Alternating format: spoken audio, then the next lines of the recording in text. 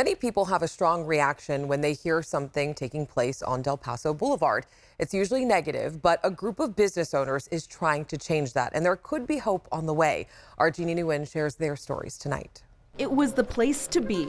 In the 40s, 50s, and 60s, so the city of North Sacramento had always been its own city, and so Del Paso Boulevard is like downtown. Del Paso Boulevard, a place for people to live, eat, and play. In the 1920s, it was known as the city of North Sacramento. Just a hub. You have 2 theaters there, grocery stores, all these mom and pop businesses. There was a bowling alley, there was the ice skating rink, and restaurants, car dealerships, a lot of good activity. Coffee shops. That ice skating rink now looks like this, overgrown with weeds. Mom and pop shops like Tabber Furniture closed.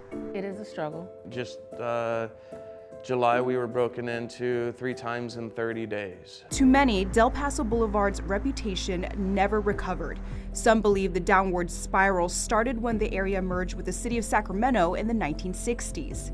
You just see spirals of whether it be poverty, crack cocaine, unemployment, all these things of the 70s, 80s, and 90s that took its toll on Del Paso Boulevard. Today, business owners say the ongoing homeless crisis and crime makes it difficult to succeed. Candace Brooks owns a CMC Management Group, providing a venue for entertainment purposes. Starting a business in a property here, a commercial property that has not had any care and attention for a long period of time makes it challenging. What has your journey been like to not only open up a business, but to open up a business on Del Paso Boulevard when everyone knows it's been struggling? Yeah, it's a struggle. So that is a whole different heartache and pain. The break-ins, shootings, the violence, and all of that. A few steps away from Brooks is John Blair. Co-owner, founder, never bored, and graffiti for good. A business owner and resident in the same neighborhood, Blair says he's doing his best to keep his business alive despite constant break-ins, shootings, and homeless problems. Having to go through that and rebuild each time is very, that's a process. Having people constantly sleep out in front of your business. It's gotten so bad for Frederick Adams, co-owner of Universal Clothing Boutique, he's had to close down a portion of his store after multiple break-ins this past year. How much do you think that totaled in merchandise loss?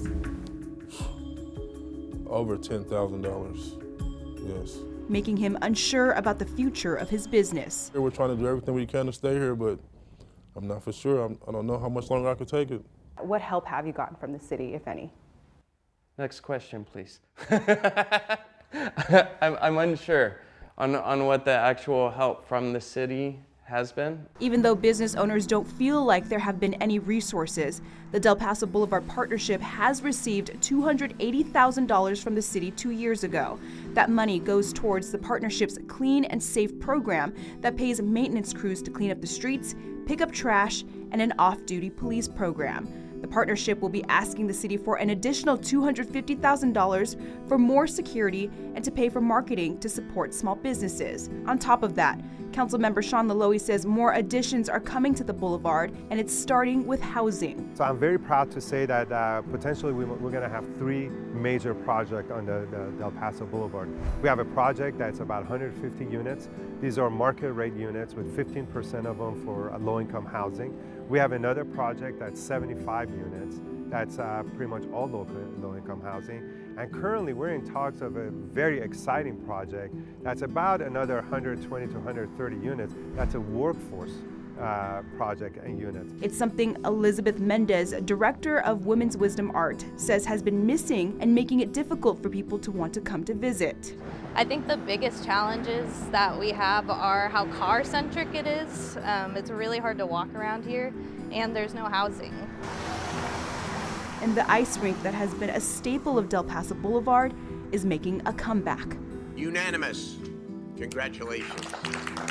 In November, Sacramento City Council approved a forgivable loan to restore the iconic ice skating rink. So I'm very excited about this, the opening of Iceland. It's going to also add to that foot traffic, which ultimately will support the local businesses on the boulevard as well. Do you have faith that things will get better and the stigma behind Del Paso Boulevard will change to be one of, hey, I'm excited to go there? I think over time that can happen. I love coming into work every day. I love this street. There is a community that's here. The area can get It can get better. So much going on, just in that area. But Jeannie, I do want to ask you, one of the big thing that business owners really talked to you about was their safety. They have safety concerns. They feel police aren't doing enough. What did the city have to say about that? Well, Alex, council member Sean Laloe did tell me that public safety is the number one priority, but he is blaming an understaffed police department for making it difficult for officers to respond in a timely manner. Now, he is hoping once housing opens, there will be more law enforcement presence there as more people move in.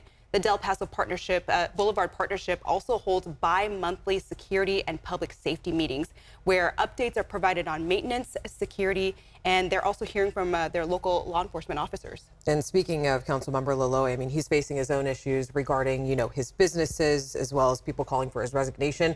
What did he have to say about that? Well, Alex, as you remember, back in October, the feds investigated Laloe's Viva supermarkets for accusations that he underpaid employees and violated child labor laws. When I asked him about this, he told me all of this is a lie and he remains proud of his businesses. So I can tell you very clearly, where is the camera that I can definitely look into it and say. I can honestly say that every one of those accusations is a complete lie. He already has said that he will not seek re-election and will remain focused on trying to better the district, and that includes Del Paso Boulevard. Well, I know I'm very excited to see, especially the ice rink opening. That's so exciting. So really great to see some of the changes that we'll see in our community. Jeannie, thank you for the story. We appreciate it.